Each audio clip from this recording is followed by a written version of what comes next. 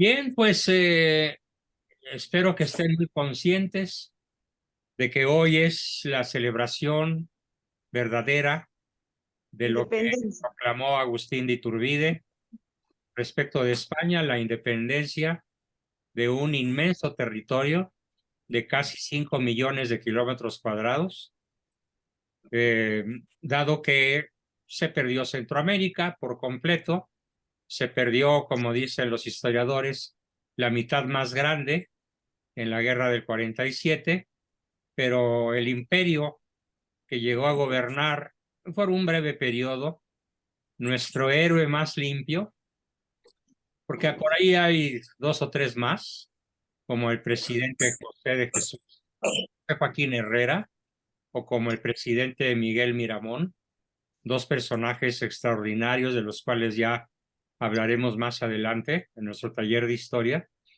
Y hoy toca hablar de de este ilustre personaje, don Agustín de Iturbide, y voy a aprovechar la fecha y el tema para reunir en un mismo paquete intencional los tres elementos que quiero que jueguen en la mente y en el espíritu de todos nosotros esta noche. En primer lugar, vamos a analizar la biografía de Iturbide buscando la emulación nuestra hacia él de aquellas virtudes que sin ser nosotros gobernantes más que de nuestro propio hogar probablemente, y a veces ni eso, podemos imitar, emular y hacer nuestras. Eso en términos de elevar a elevarnos a la mejor versión de nosotros mismos, al escuchar cosas que rara vez los historiadores tocan cuando hablan de esta fecha, o de este personaje, o de este suceso histórico, que es la verdadera, mal dicho, consumación, porque en realidad él la hizo completa. Hidalgo no empezó, como lo hemos dicho ya, no empezó un movimiento de independencia, empezó un movimiento revolucionario, totalmente atolondrado, como él llegó a reconocerlo de cara al paredón, totalmente enfocado a entregar a los Estados Unidos, a todo el virreinato, y el que comienza realmente y termina venturosamente el proceso de independencia, pues es don Agustín de Iturbide. Ese va a ser entonces nuestro primer tema. ¿Qué podemos emular de él? ¿Qué podemos imitar? ¿Qué podemos aprender de sus palabras, de sus cartas, de su accionar, de su breve paso como emperador? Y el segundo aspecto que quiero ligar es lo que comenzamos a ver el miércoles, que se llamó las reglas básicas para sostener un debate. He visto en los grupos que hay algunas personas que dicen que tienen compañeros de grupo o vecinos o amigos o familiares que están criticando acremente a Iturbide, llamándolo tirano y traidor. Bueno, entonces el segundo objetivo va a ser pues informarlos y formarlos. ¿Mm? Y un tercer objetivo, muy profundamente ligado también a lo que hemos venido desarrollando, es aprender aspectos de la personalidad que son totalmente desconocidos y que muy pocos historiadores se han dignado tocar. Para comenzar, en estos momentos quisiera compartir pantalla. Observen, por favor.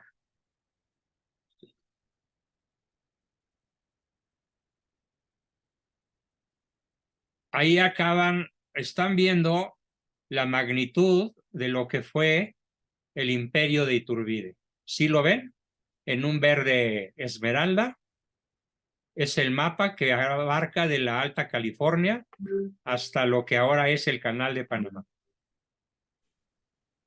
Todo sur norteamericano, todo Centroamérica, formaba parte de ese formidable imperio que llegó a constituir Iturbide.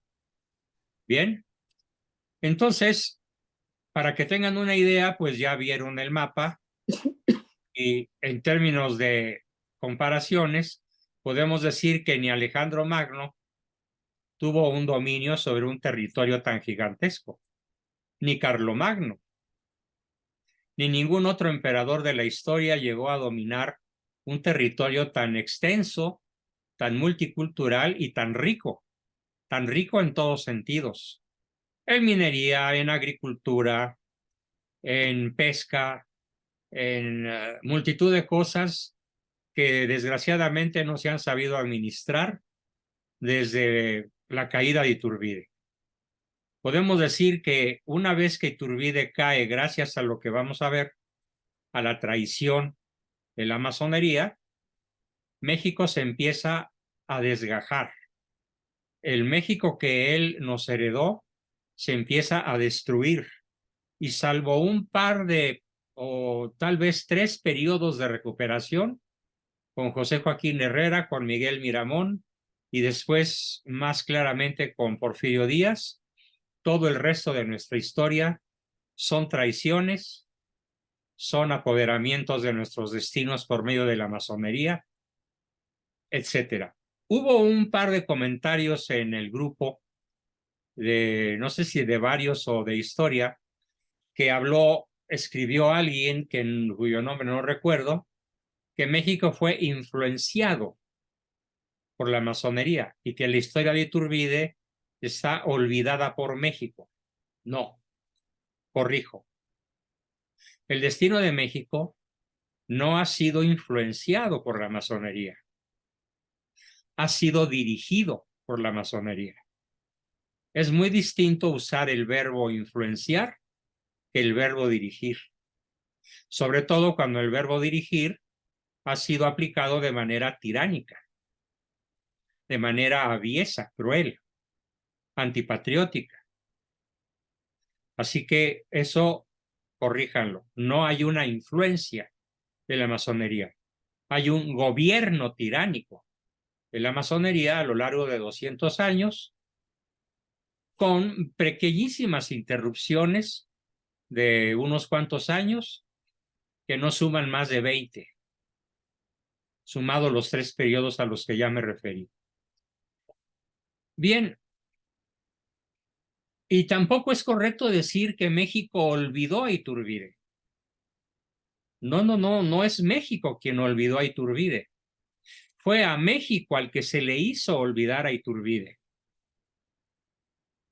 Los grupos de poder masónicos, las logias del Valle de México, la logia escocesa, la logia yorquina, que en su momento se disfrutaron el dominio territorial y político y económico de este país, se encargaron de borrar de la memoria histórica a Iturbide.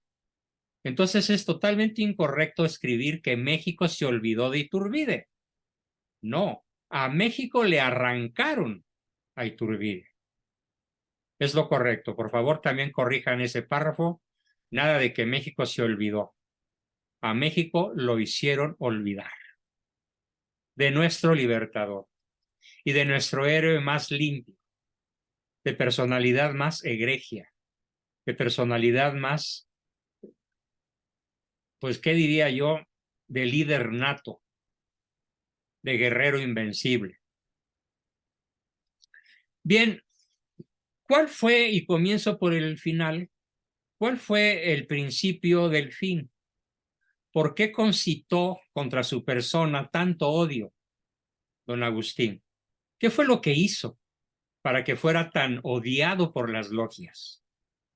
Bueno, y aquí aprovecho el tercer punto, que es profundizar en aspectos que rara vez se tocan, es para hablar de nuestro verde, independencia, nuestro blanco, religión católica apostólica romana, con exclusión de cualquiera otra, y rojo, unión de todas las castas y habitantes del virreinato, sin importar lengua, raza, religión, cultura o nivel socioeconómico. Hasta los negros fueron integrados en un espíritu verdaderamente, ¿qué diría yo?, ecuménico, en el mejor sentido de la palabra. Entonces, eso fue lo que la masonería odió a muerte. Los tres colores de la bandera, pero sobre todo su significado. Por esa razón, los gobiernos masónicos, en cuanto Iturbide cayó, cambiaron el significado que en el Plan de Iguala les había dado el fundador, el consumador, como lo dice por ahí la historia oficial, el héroe de nuestra independencia verdadera, que son verde independencia, blanco religión, rojo unión, en síntesis. Nada concitó tanto odio de la masonería como el proyecto de gobierno de Iturbide.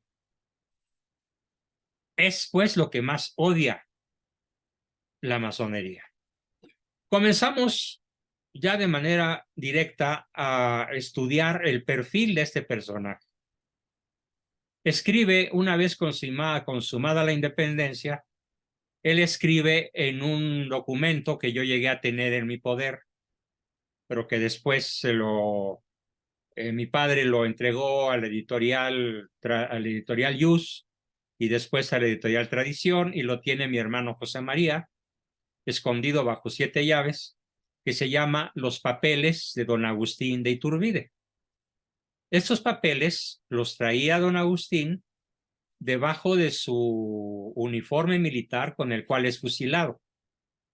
Un grueso fajo de papeles que es atravesado por las balas y que, tinto en sangre, es recuperado por la soldadesca, pero que algún soldado menos inculto que los demás los escondió y los entregó a un canónigo que los hizo llegar hasta nuestros días.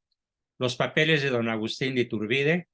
Allí tenemos de puño y letra de don Agustín la mayor parte de los temas que hoy voy a desarrollar, hablando precisamente de su perfil de personalidad. Ya consumada por él, ya habiendo firmado el pacto de Iguala, el plan de Iguala, ya habiendo aceptado los tratados de Córdoba, el virrey Juan de O'Donojú, empieza a haber revueltas. Después de que él es nombrado emperador por el Congreso, inmediatamente que los norteamericanos se dan cuenta de ese movimiento del Congreso, viene un Joel R. Poinsett, ministro plenipotenciario enviado por el gobierno norteamericano, a poner orden en la casa, porque ellos consideraban a México como su patio trasero. Así que le dieron, los masones encabezados por Joel R. Poinsett, visitaron a Iturbide y le exigieron la venta de lo que ahora es Texas, Arizona, Nuevo México, etcétera. Y don Agustín contestó: el territorio nacional ni se vende, ni se hipoteca, ni se regala, y se defiende con la sangre del último de sus habitantes. Esto suscitó en Joel R. Poinsett, el ministro plenipotenciario yanqui, una furia colosal, y fue a visitar a sus hermanos masones al Congreso mexicano, y desde ahí urdieron la traición a Iturbide. Y cuando empiezan las revueltas contra Iturbide, a quien había el mismo Congreso, por mayoría abrumadora de votos, nombrado emperador muy a su pesar, escribe Iturbide: vean lo que dice. Estaba en mi arbitrio volver a reasumir los mandos del ejército, y debía hacerlo, porque así lo exigía la salvación de la patria. Pero ¿podría yo resolverme sin temeridad a tamaña empresa fiado solo en mi juicio? Ni cómo consultarlo sin que el proyecto trascendiese y lo que era solo amor a la patria y deseos de su bien se atribuyese a quebrantamiento de mi palabra de honor, según lo prometido. Por eso es que Iturbide pensó entonces sofocar la rebelión de Santana. Si la hubiera sofocado, hoy México sería primer mundo. Hoy México sería otro país. Hoy México no estaría sometido a la bota masónica desde que Iturbide fue traicionado y fusilado. Incluso sus enemigos como un historiador masón llamado Justo Sierra, dice, reconoce que a Iturbide más le habría convenido a él y al país que rompiendo el compromiso firmado en Iguala, hubiese inaugurado una dictadura eminentemente ilustrada y organizadora, que es la forma natural de los gobiernos de transición. Lo reconoce un adversario, que Iturbide debió haberse fajado los pantalones y haber dicho con un solemne manotazo, Santana, eres un traidor y te fusilo. Pero no se atrevió a hacerlo por 5 razones que voy a explicar en un momentito más. Otro historiador que no quiere para nada a Iturbide, pero que es objetivo, don Lucas Alamán, dice, reconoce, hubiera sido mejor que Iturbide hubiese conservado la autoridad que había ejercido desde el principio de la revolución hasta la entrada en México, con el título de primer jefe del ejército de las 3 garantías. Y no hay duda de que, si bien el mismo Iturbide no dio muestra de una gran capacidad administrativa, bajo su mando, la marcha de las cosas hubiera sido muchísimo más constructiva y muchísimo más favorecedora de la nación mexicana naciente. Así escribe alguien que por filias y fobias bastante absurdas, a pesar de que en general es un buen historiador, Lucas Alamán pierde de vista el heroísmo de Iturbide.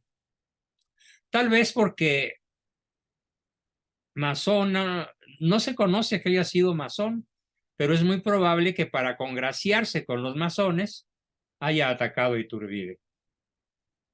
Pero a pesar de que lo atacó, le reconoció que México hubiera sido muchísimo mejor gobernado bajo la bota militar dictatorial de Iturbide, como todo gobierno de transición, para evitar el caos que reinó en México, hasta que Porfirio Díaz tomó la presidencia, casi 60 años después, casi 70. Vamos a ver ahora 5 cosas que Iturbide dice que son dignas de emulación. Y yo quisiera exhortar a algunos de ustedes que siguen necios, que siguen aferrados a la verasteguilomanía, a la Verástegui Lovers, a la secta que ya existe que se llama Verástegui Lovers, que siguen aferrados incluso a la Claudia Sheinbaum, aunque nadie en el grupo está en esa triste situación, y que además, sin deberla ni temerla, sin debida información, odian o detestan o rechazan a Xóchitl Gálvez por no ser una buena católica, o por ser acusada de trotskista, a pesar de que ya no lo es, o por ser acusada de abortista, aunque ella ya se comprometió con el Frente Nacional de la Familia a no impulsar leyes que favorezcan el aborto. Además de que eso no depende de ella, aunque fuera presidente. Depende del Congreso. Así que nuestros votos se tienen que enfocar a conquistar la mayoría para el Frente Amplio por México, para el Frente Opositor, para gobernar desde el Congreso y desde la Cámara de Diputados.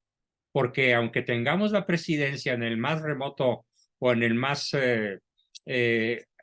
digamos, optimista de los planes, el presidente no puede hacer nada si no tiene el apoyo del Congreso. Por eso muchos de los desmanes que ha pretendido el bulto de Palacio no han pasado, porque afortunadamente todavía hay hombres de bien en ambas cámaras que le cerraron el paso. Eso tendría que volverse a repetir, pero a gran escala. Ahora bien, continuando con el perfil de nuestro personaje. Aquí viene una tremenda lección para todos nosotros. Sobre todo para esos a los que acabo de aludir, que siguen aferrados a un punto de vista que es un soliloquio. ¿Qué es un soliloquio? Un discurso que se hace uno mismo frente a un espejo sin consultar a nadie. O sin siquiera verse a uno al espejo. Simplemente se desarrolla en el interior de la mente sin consultar con nadie, sin confrontar con nadie, sin leer ningún documento, sin mirar ningún video que pudiera contradecirle. No. Como ya se volvieron sectarios en contra de una y a favor de otro, entonces pierden de vista lo que Iturbide nunca perdió de vista. ¿Qué dice, qué escribió él en los papeles que se descubren al ser fusilado? Bueno, unos minutos después, perforados por las balas y manchados en sangre, pero perfectamente legibles 200 años después. Escribe: no me decidí desde un principio a dirigir el Estado mexicano por mí mismo a su verdadero fin, por las siguientes razones que yo expongo con toda franqueza. Aquí viene la gran lección que quiero transmitir para este grupo en esta sesión y en todos los demás grupos y personas que me escuchen en el futuro. No me puedo fiar únicamente de mi juicio personal. O sea, Iturbide escribe que no podía fiarse solo en su juicio. Aquí está el error de muchos de nosotros. Fiarnos únicamente de nuestro juicio. Es que Verástegui es de comunión diaria. Ya te cerraste. Comentaba yo antes de empezar la sesión, le escuché a Verástegui un espléndido sermón. Sí, pero no le escuché ningún plan de gobierno. Y a Xóchitl le he escuchado ningún sermón y excelentes planes de gobierno. Entonces, no es lo mismo ser un buen católico que ser un buen gobernante. Para ser un buen gobernante tienes que tener un conocimiento amplísimo y tienes que tener, como lo dice Iturbide, cerebros, mentes ilustradas, personajes que te asesoren bien. ¿Por qué? Porque no nos podemos fiar únicamente de nuestro juicio personal. Por Dios. Así que les ruego, por favor, la próxima vez que opinen algo, que ya hayan tamizado, que ya hayan analizado, que ya hayan confrontado, que ya hayan estudiado puntos de vista contrarios a los que ustedes sostengan. Porque como lo dice en su principal documento nuestro libertador, no me puedo fiar únicamente de mi juicio. Segundo, no quiero ni parecer ni ser ambicioso. Al dar un manotazo militar sobre los rebeldes y hacerme con el poder de manera indefinida. Como sí lo hizo Simón Bolívar en Sudamérica, como sí lo hizo Porfirio Díaz después de que asumió la presidencia, se quedó más de 30 años. Y qué bueno, porque salvó a México, sobre todo al final, cuando abandona la masonería y realmente trabaja por el bien del país. De tal forma que podemos decir que lo que hemos heredado del gobierno de don Porfirio todavía está vivo.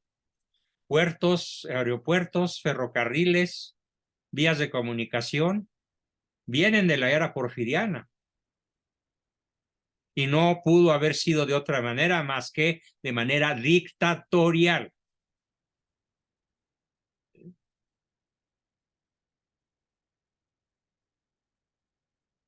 Y además dice Carlos Padilla que Simón Bolívar, siendo masón, se fue contra la masonería. Bueno, seguramente contra otra logia, distinta de la suya.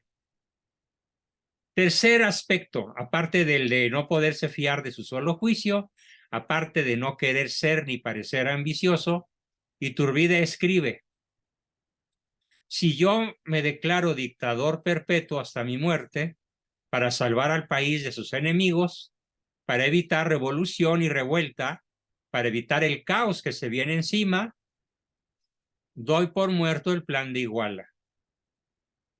No quiero deshacer mi obra cumbre, el Plan de Iguala. ¿Por qué? Porque soy hombre de palabra de honor. También esto es profundamente emulable por cualquiera de nosotros. La palabra de honor cuando se empeña por nuestra fe, por un principio no negociable, o bien por un principio no negociable, pero que tiene matices. El mundo no está hecho de blanco y negro.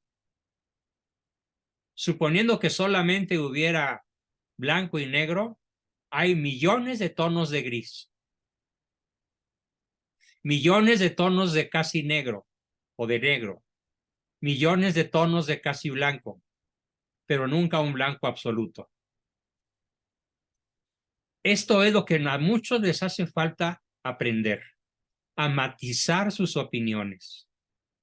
Es que yo soy acérrima comunista, acérrima enemiga del comunismo y por eso detesto a Xóchitl Gálvez porque fue trotskista. No sabes pensar. Como se lo dije hoy respetuosamente a una persona, hay un principio universal en epistemología, que es la parte de la filosofía que estudia cómo conocemos las cosas. Cuando hay una ideología, el pensamiento queda anulado. La ideología impide pensar. Así que los invito a pensar y a desadherirse de posiciones extremas. ¿Por qué? Porque el mundo está hecho de grises y de colores y de unas combinaciones que a veces ni el ojo más avisor suele captar. Hay que educar la vista, hay que educar nuestros sentidos, hay que educar nuestra inteligencia y sobre todo hay que aprender a discernir y a tener flexibilidad, creatividad y adaptabilidad a lo complejo de las circunstancias que se van presentando en nuestra vida. Cuarto motivo que escribe Iturbide para no volverse un dictador perpetuo. Vean qué sabiduría deja traslucir en estas líneas. Si yo me hubiese constituido como dictador perpetuo para salvar a mi patria del caos, hubiese chocado con la opinión favorita del mundo culto. O sea, se hubiera echado encima a los intelectuales, a los escritores, a los filósofos, a los historiadores, a todo el México culto de su época. No quiso enfrentarse por la mala a ellos. Y además, escribe, me hubiera hecho objeto de la execración, o sea, del odio extremo, eso quiere decir execración, de una porción de hombres ilustres por luchar por una quimera que no estaba seguro de poder conseguir. Y quinto, quiso ser coherente con mis principios. Quise ser consecuente con mis principios. Ofrecí formar la Junta de Gobierno, cumplí mi palabra y no estaba dispuesto a destruir mis acciones. Así que a esas razones escritas por él debemos añadir estas otras en su perfil de personalidad, que es el tema central que hoy nos guía. Iturbide creía que la primera necesidad del imperio era constituirse como nación, como Estado, y que no había otro medio que hacerlo más que formando un Congreso. Teóricamente era correcto, era propio de su sentido común. Y para él, claramente, el formar un Congreso era lo que el bien de México exigía. Pero, desgraciadamente, lo que hubo de paso del dicho al hecho fue demasiado trecho. Entre el dicho, vamos a formar un Congreso, y el hecho mismo de formarlo, no se dio cuenta, no alcanzó a darse cuenta de que como aves de rapiña, todas las logias masónicas se abalanzaron a formar el Congreso. Y fue verdaderamente patético ver quiénes estaban ahí. Personas que tenían juicios criminales en su contra. Ah, pero ya eran señores diputados. Personas que habían asesinado a otros adversarios por mano propia, pero ya eran diputados y ya tenían fuero. Masones que habían jurado la destrucción de México, pero que estaban ya de congresistas. De toda aquella multitud de devoradores de la patria, se salvaban no más de 10 o 12 ciudadanos honestos. Iturbide no alcanzó a darse cuenta. Estaba muy ocupado en el gobierno del país, de hacer cosas materiales, de pacificar las guerrillas que aún quedaban, de sofocar la rebelión que tenía encima con Santana, aunque después se arrepintió y dejó de perseguirlo y no lo fusiló, cosa que él reconoce que debió haber hecho. Entonces, él no quería echar a perder su obra maestra, la independencia, ni opacar el brillo de su título de verdadero libertador. Tenía razón. Nosotros estamos plenamente convencidos de que Iturbide hubiese preferido, una vez consumada su empresa, volverse al campo, que era lo que le apasionaba, ser agricultor, de enormes extensiones que tenía en su tierra, alrededor de Morelia, en Michoacán. Ahora bien, conforme a esto, explicaremos a continuación lo que al respecto de la acción masónica está documentalmente comprobado, una y otra vez. Dice don Lucas Alamán, y además con él están de acuerdo todos los autores no alineados al narcosistema, no alineados a los macuarros libros de texto que hoy deforman la mente de nuestros niños. Dice Alamán, la venida de don Juan de O'Donojú a México dio un enorme impulso a la francmasonería, pues aunque él mismo hubiese vivido pocos días, las personas que lo acompañaron desde España se incorporaron en las logias ya existentes y formaron otras nuevas bajo el rito escocés. De estas últimas fue la que se llamó El Sol, de la que dependía el periódico al que le dio el mismo nombre, redactado por un tal Juan Manuel de Codorniu, médico masón que vino con O'Donojú, cuyo objeto era destruir el plan de Iguala y propagar los principios masónicos establecidos ya en España. Desde entonces los francmasones vinieron a ser un resorte muy poderoso que veremos en acción en todos los sucesos posteriores, y don Lucas no alcanza a darse cuenta de hasta dónde llegó la masonería hasta el día de hoy. Con el bulto de Palacio, jefe de jefes de todas las logias habidas y por haber en México. Es una especie de capo de tutti capi, al que le rinden pleitesía, al que le rinden obediencia juramentada todos los masones de este país para lograr la erradicación del principio del derecho a la vida, de la familia, del matrimonio cristiano y de todos los valores en los cuales creemos y por los cuales peleamos y estaríamos dispuestos a dar la vida. Pero para que estos valores se aterricen, se necesita un gobierno que comience por el principio. Y por el principio es comenzar por salvar la economía. Como lo dije el lunes, primero es comer que ser cristiano. No subirse a un púlpito e invitarnos a todos a rezar el rosario. Ahora que si puedes hacer ambas cosas sin descuidar la gobernanza, magnífico, pero no es tu papel, gobernante, ponernos a rezar el rosario. Tu papel es vigilar por el bien común de todos los habitantes, independientemente de cuál sea su religión, su ideología su nivel socioeconómico, sociocultural, porque todos los que vivimos aquí, e incluso algunos que tienen acta de nacimiento en el extranjero, ya son mestizos por el espíritu. Como lo dicen muchos de ellos, ya somos más mexicanos que el chile verde. Así que no perdamos de vista esto.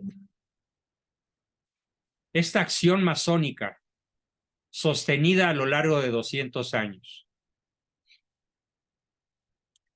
El testimonio de otro historiador, Lorenzo de Zavala, furibundo masón, enemigo de México, que fue al que le debemos la pérdida de Texas. Él entregó Texas al gobierno americano.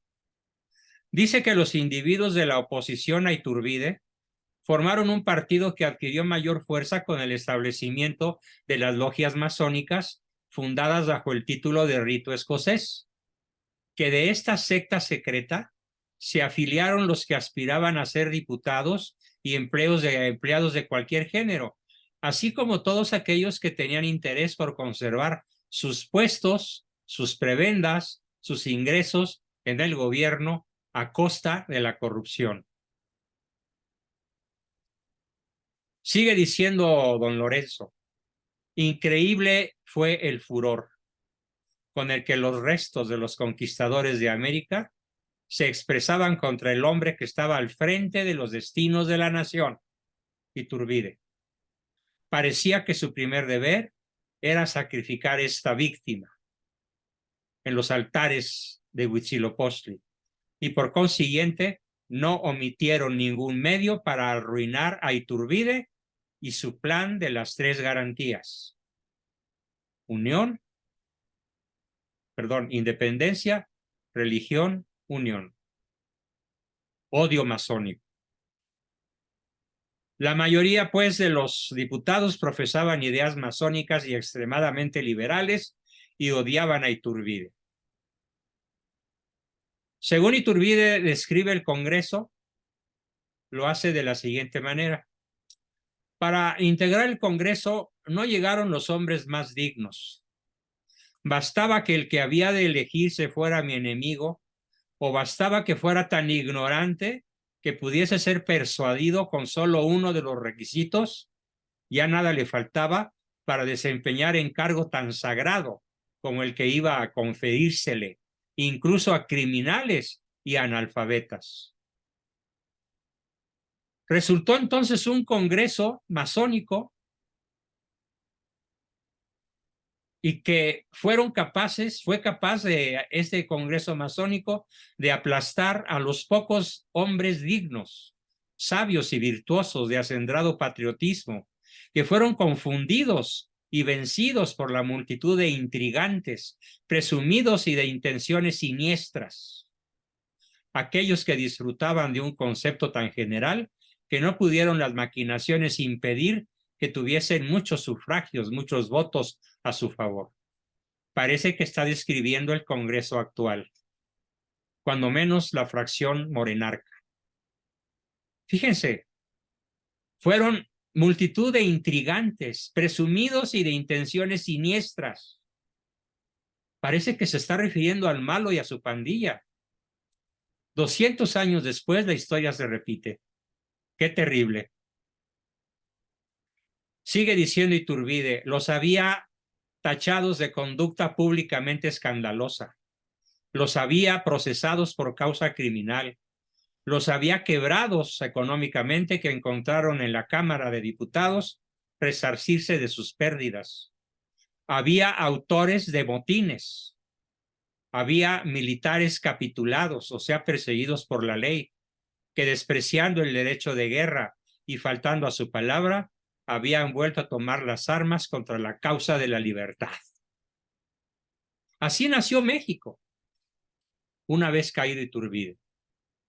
Y parece que no nos hemos podido librar de esta maldición. Antes de la traición final, Iturbide le escribe al Congreso: nuestros soldados no comen, nuestros oficiales perecen, nuestro armamento se destruye, los caballos se mueren por falta de alimento. Si no proveen ustedes congresistas, al ejército de los caudales necesarios, las causas naturales por las que luchamos quedarán aniquiladas en no más de 3 días. ¿Qué hizo el Congreso? Olvidar la petición del emperador. Simplemente le negaron los recursos y ellos se llenaban los bolsillos a manos llenas. Cualquier parecido con el presupuesto que presentó el Pejelopoztli para el 2024 no es pura coincidencia, es copia exacta, copia fiel de lo que hicieron aquellos sátrapas, aquellos asesinos que fusilaron a Iturbide.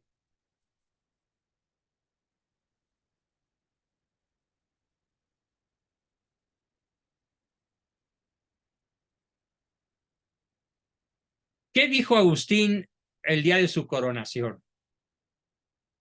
Antes de todas esas intrigas que ya he narrado. Dijo: mexicanos, me dirijo a vosotros solo como un ciudadano que anhela el orden y ansía vuestra felicidad, infinitamente más que la suya propia. El ejército y el pueblo de esa capital acaban de tomar un partido. Al resto de la nación corresponde aprobarle o reprobarle.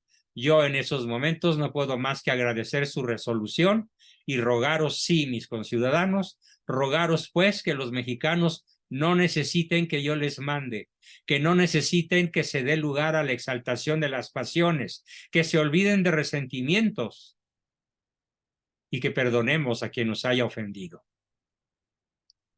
etcétera. Su discurso es largo y quiero decir que de cada 1,000 habitantes de la nación, decían los periódicos de la época, apenas habría uno que no hubiera expresado su acuerdo y hasta su regocijo por el advenimiento al trono del generalísimo Iturbide. Pero como por arte de magia, a partir de la visita de Joel R. Poinsett, todos ellos se voltearon contra Iturbide. Se voltearon contra él las fuerzas que éste contaba para sostenerse. Y no fue por arte de magia, fue por arte diabólica, por artes del príncipe de este mundo, que desde una infausta fecha dirige los destinos de México desde las más lóbregas, sombrías y luciferinas logias. Ya ha huido a Europa para salvar su vida, para vergüenza de su propio país, Iturbide tuvo que empeñar en Frankfurt, Alemania, las alhajas de su esposa para mantener a sus hijos. 9 hijos. Cuando es fusilado, venía uno en camino. Este es el verdadero Iturbide y no el que nos pinta la historia oficial. Y la consigna masónica fue firmada. En cuanto Iturbide trate de volver a nuestra patria, queda firmada su sentencia de muerte. Y la consigna se ejecutó al pie de la letra, a pesar de que Iturbide vino a ofrecer su espada de soldado raso para evitar una nueva invasión tripartita de Francia, Inglaterra y España. Así paga la masonería. Quiero terminar con las últimas palabras que Iturbide dirige al pelotón de fusilamiento, que lo pintan en el tema central de hoy, su personalidad de cuerpo entero. Él dice que había un bebé de 4 años, otro de 17 meses, más sus 6 hijos, más otro más en la pancita de su madre, en el vientre otro inocente, y que en nombre de ellos suplicaba 3 días para poderse confesar, arrepentirse y comulgar. Le fueron negados esos 3 días por un sacerdote que era el presidente del Congreso, que decretó su muerte. Vamos, mayor paradoja no puede haber. Termina diciendo frente a los soldados que le van a disparar: mexicanos, en el acto mismo de mi muerte, os recomiendo el amor a la patria y la observancia de nuestra santa religión. Es ella quien nos ha de conducir a la gloria. Muero por haber venido a ayudaros, y muero gustoso porque muero entre vosotros. Muero con honor, no como traidor. No quedará a mis hijos y su posteridad esa mancha. No soy un traidor. Amo a México. ¡Viva México! Las balas le dieron una en la cabeza, otras 6 o 7 en el pecho y murió instantáneamente. Hasta aquí mi exposición del día de hoy sobre el perfil de ese formidable personaje cuyas múltiples virtudes nos toca emular en nuestra vida cotidiana.